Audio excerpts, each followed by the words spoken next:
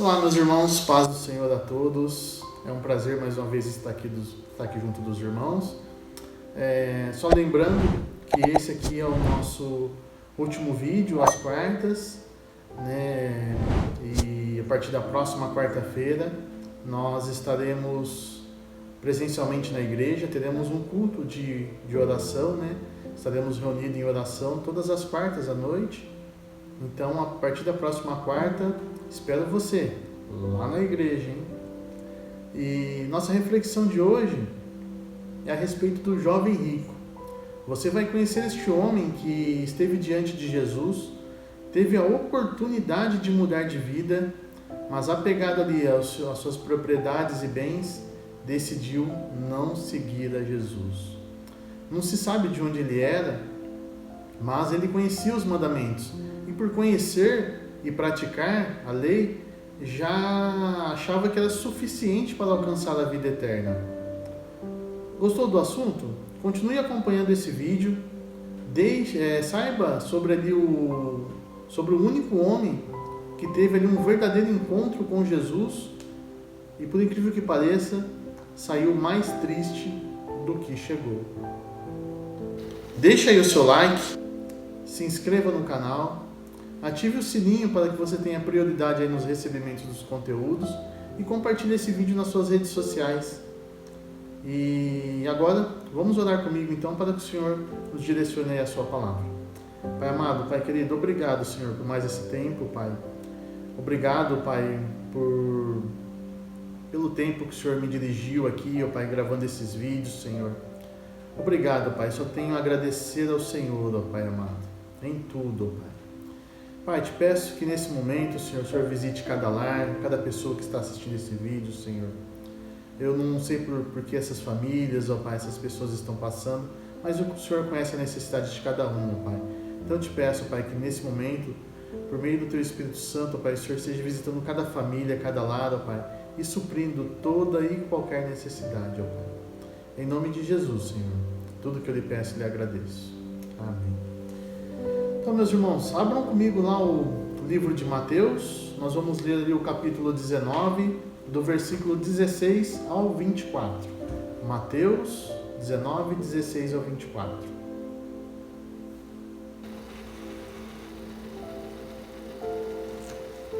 E a palavra do Senhor diz assim: Eis que alguém se aproximou de Jesus e lhe perguntou: Mestre, o que farei de bom para ter a vida eterna?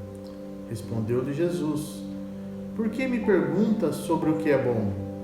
Há somente um que é bom. Se você quer entrar na vida, obedeça aos mandamentos. Quais? Perguntou ele. Jesus respondeu: Não matarás, não adulterarás, não furtarás, não darás falso testemunho, honra teu pai e tua mãe, e amarás o teu próximo como a ti mesmo. E disse-lhe o jovem: A tudo isso tenho obedecido. O que me falta ainda? E Jesus respondeu: Se você quer ser perfeito, vai e venda os seus bens e dê dinheiro aos pobres, e você terá um tesouro no céu. Depois venha e siga-me. Ouvindo isso, o jovem se afastou triste, porque tinha muitas riquezas. Então Jesus disse aos discípulos: Digo-lhes a verdade, dificilmente um rico entrará nos reinos dos céus. E digo-lhe ainda: é mais fácil passar um camelo pelo fundo de uma agulha do que um rico entrar no reino dos céus. Amém. A Bíblia não chega a mencionar o nome e a origem desse jovem rico, mas descreve sobre quem ele era com relação à sua posição, sobre as riquezas que possuía. Jesus, em sua última viagem a Jerusalém, se deparou com esse homem e o indagou sobre o que ele precisava fazer para herdar ali a vida eterna. No momento mais marcante desta passagem, sobre o jovem, vou lhe explicar ali, né? Nós vamos ler ao longo desse versículo, logo ali em Mateus 19, 20, Jesus diz que ele era jovem, ou seja, provavelmente estava na flor da idade, tinha muito tempo de vida pela frente. Em Lucas, também nessa parábola, diz que o jovem rico era certo homem de posição, ou seja, possuía um elevado status na sociedade daquele tempo. Poderia ser um príncipe, um governador, um comandante, não se sabe ao certo, mas provavelmente não era um simples homem. Era alguém muito importante na sociedade judaica, e porque possuía ele muitas riquezas. Ele era um jovem de muitas qualidades. Considerava-se um fiel cumpridor da lei judaica. Justificava-se como íntegro ao ver-se pelo espelho da lei. E vivia de forma tão honrosa, baseada nos rígidos padrões morais da sociedade. Mas, mesmo assim, lhe faltava algo. E por isso, ele foi ao encontro de Jesus. O encontro desse jovem com Jesus marcou ali a sua história e nos deixou lições, mesmo para os tempos de hoje, sobre o que é viver e sobre os verdadeiros valores de Deus. Esse encontro de Jesus com o jovem rico nos traz uma reflexão acerca da salvação e da vida eterna. E que a prioridade da nossa vida é viver a graça de Deus, viver a graça de Jesus, viver como Jesus nos ensinou, sobre os mandamentos que Jesus deixou. O jovem rico tinha um vazio e muitas dúvidas a serem respondidas, mas ao se encontrar com Jesus, a resposta principal que ele ouviu não o agradou. E muitas vezes nós também buscamos algo do Senhor e muitas vezes a resposta que recebemos também não nos agrada. Por quê? Porque provavelmente estamos pedindo algo que não é da vontade do Senhor. Então precisamos às vezes meditar nessas situações. E quando Jesus ouviu o que aquele jovem tinha a dizer, e respondeu: se você quer ser perfeito, vá, venda os seus bens e dê dinheiro aos pobres, e você terá um tesouro no céu. Depois venha e siga-me. Ele observava os mandamentos desde a juventude, mas mesmo assim aquele jovem não tinha paz. Ele estava enganado sobre a salvação.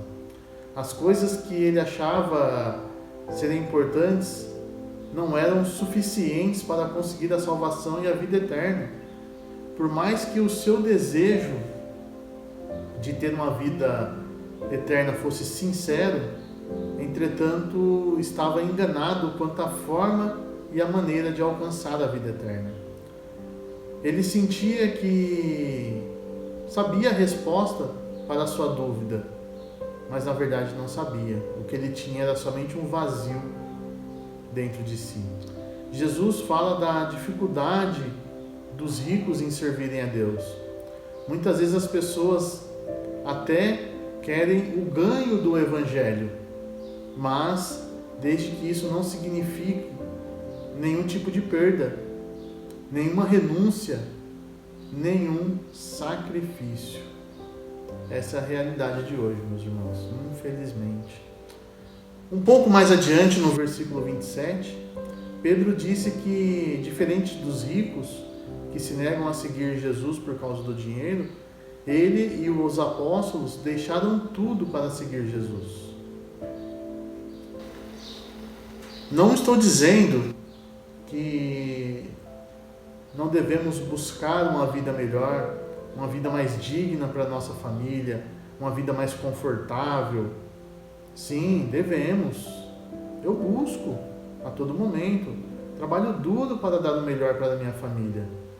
Mas o que devemos pesar é se tudo o que estamos fazendo é baseado na vontade de Deus, nos mandamentos que Jesus nos deixou. Essa história não se aplica só aos ricos, de maneira nenhuma. Na verdade, ela se aplica a todos nós.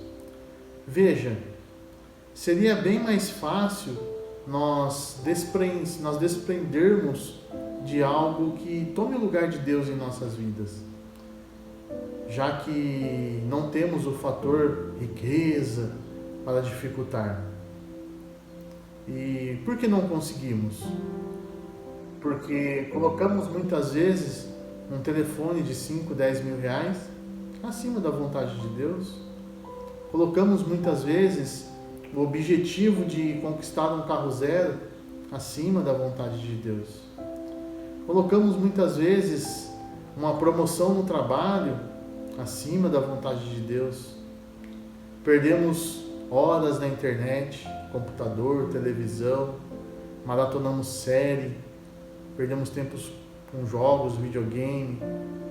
Se formos colocar na ponta do lápis, percebemos que é vergonhoso comparar a nossa dificuldade em nos desvencilharmos de coisas bem menores do que o rico passava, né? E julgamos que o problema muitas vezes é a riqueza, mas não é. O real problema é a escolha pessoal. Não importa se temos muito ou pouco, né? A nossa dificuldade está sempre na nossa escolha pessoal. Há muitos jovens ricos que se comportam como bons religiosos externamente. No entanto, a verdadeira vida de Deus está ausente deles. Querem uma religião que satisfaça o seu ego, mas continuam longe dos compromissos de Deus. O verdadeiro cristianismo envolve um compromisso sério, uma aliança eterna. Se almejarmos servir a Deus, precisamos estar dispostos a entregar até mesmo a nossa própria vida. Lá em Mateus 16, 25 diz: porque aquele que quiser salvar a sua vida, perdê-la-á. E quem perder a vida por amor a mim, achá-la-á. Qualquer pessoa envolvida nos valores mundanos, que não estiver disposta a renunciá-los quando necessários, não será candidata ao reino dos céus, independentemente de ser rica ou não. Deus precisa estar em primeiro lugar. Este é o primeiro mandamento, que aliás frequentemente é quebrado. Por tão pouco, né? O céu muitas vezes é trocado por esterco, como diz o ditado popular. O apóstolo Paulo diz lá em Filipenses 3,8: e na verdade tenho também por perda todas as coisas, pela excelência do conhecimento de Cristo, meu Senhor, pelo qual sofri a perda de todas estas coisas e as considero como escória, para que possa ganhar a Cristo. Paulo renunciou todas as coisas por Cristo, colocando numa balança os valores que podemos ajuntar neste mundo e os valores que receberemos do Senhor. Podemos concordar com Paulo. Certamente, os valores mundanos são escória, esterco, porcaria. A lição que fica é que nós não devemos demonizar as riquezas ou supor que por alguém ser rico é egoísta. Embora haja muitos ricos, maus e egoístas, eu já conheci vários, também há muitos ricos que são modelos de pessoa, honestos. Por outro lado, a postura tanto dos ricos quanto dos pobres em relação às coisas é o que realmente define se estamos agradando ou não a Deus. Não basta parecer bom ou até mesmo ser bom para com o próximo se Deus não está em primeiro lugar na sua vida. Nossa postura em relação às riquezas deve ser a de jamais amá-las mais do que Deus. Nossa postura em relação às riquezas deve ser jamais amá-las mais do que Deus. Essa deve ser a nossa postura. Quando entendemos isso, compreendemos também que Jesus quis dizer em Mateus 6, de 19 a 21. E com esse texto eu encerro aqui essa reflexão.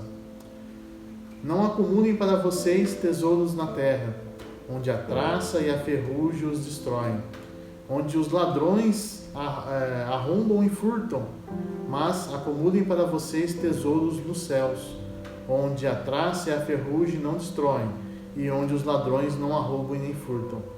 Pois onde estiver o seu tesouro, aí também estará o seu coração. Amém? Vamos orar. Senhor Pai amado, obrigado, Pai, por mais esta palavra, Senhor. Obrigado, Senhor, por tudo que o Senhor tem feito em nossas vidas, ó Pai. Obrigado por Tua graça, por Tua misericórdia, ó Pai. Pela salvação e a vida eterna, Senhor amado.